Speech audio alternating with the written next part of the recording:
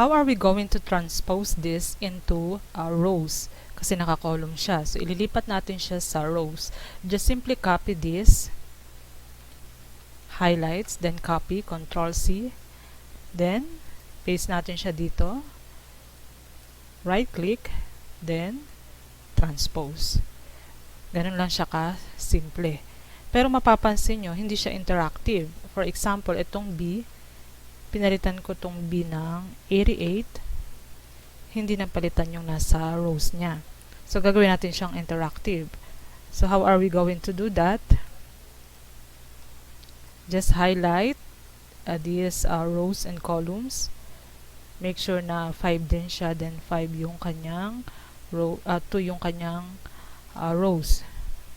Then, i-type lang natin equal transpose.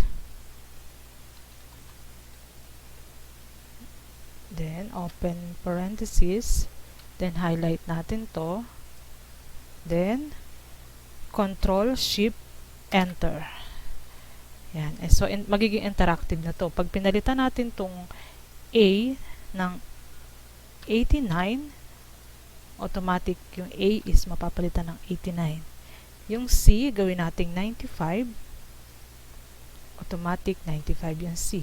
Yung E, gawin nating 80. Mapapalitan yung E ng 80. So, interactive na ngayon yung ating document.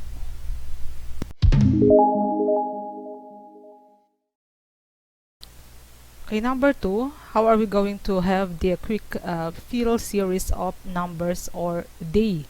For example, Monday. Hindi na natin kailangan mag-type ng Tuesday, Wednesday, Thursday, Friday, Saturday, Sunday. Just simply type the Monday. Then, itong maliit na square na to sa gilid. Click lang natin to pag nagkaroon na ng cross. Then, drag down.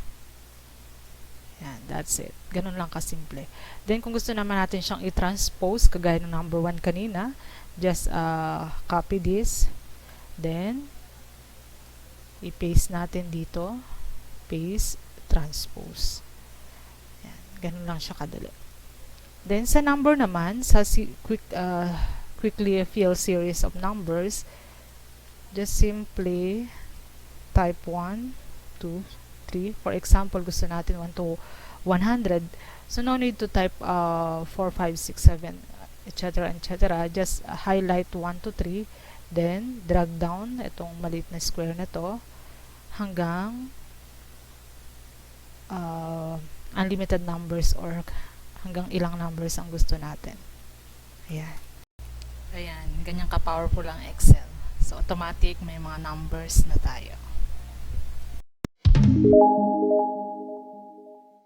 The next one is how are we going to merge the multiple of cells ng Excel?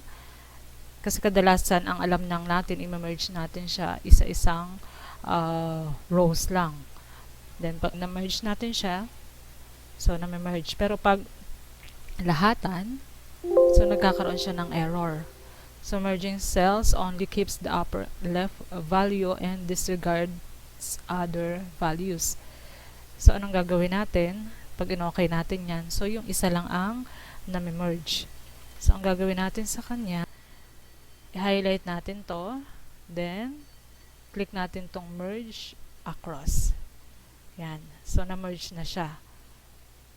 Gagawin na lang natin kung gusto natin siyang i-center. The next one is how are we going to add zeros in our Excel? Kasi pag nag-type tayo ng numbers, hindi nababasa ni Excel ang 0. For example, 0, 9, 2, 1. Pag in-enter mo siya, 9, 2, 1 lang ang lumalabas.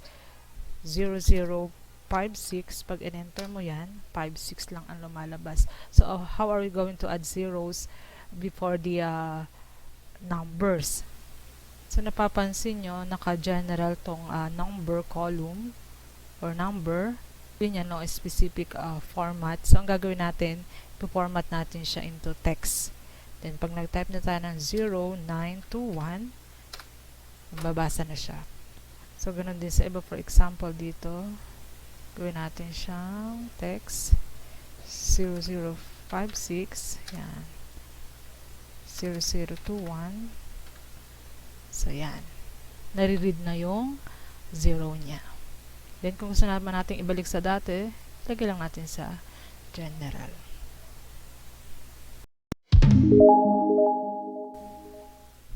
The next one is, paano naman natin i-combine itong 2 columns into 1 column? Mapapansin natin, magka-separate yung name and surname niya. So, kailangan natin siyang pag-isahin na lang sa isang column.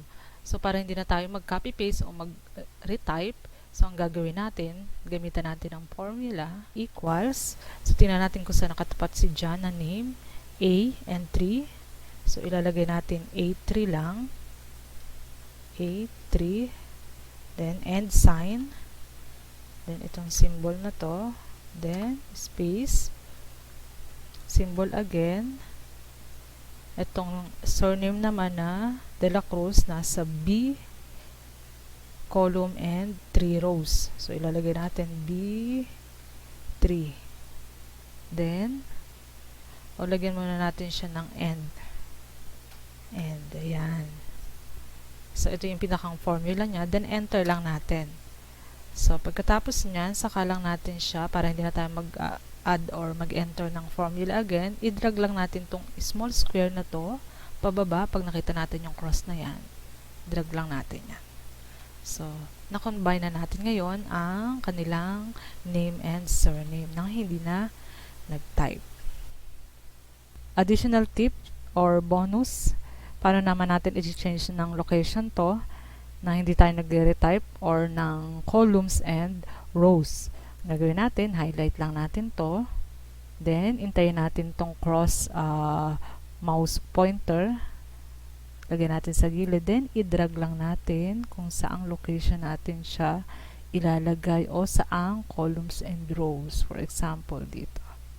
Ayan. Then, saka na lang natin siya i-adjust. So, hindi na tayo nag-retype. Ayan. I-adjust lang natin yung size ng rows and columns. Or, for example, ito lang ang tatanggalin natin. Pwede nating dalhin yan dito.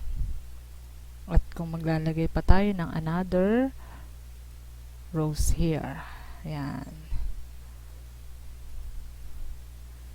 Then, pwede naman natin siya ulit i-drag. Papunta dito. Ayan. So, that's all for today. Thank you for watching. Hope you have learned something from my video. Thank you.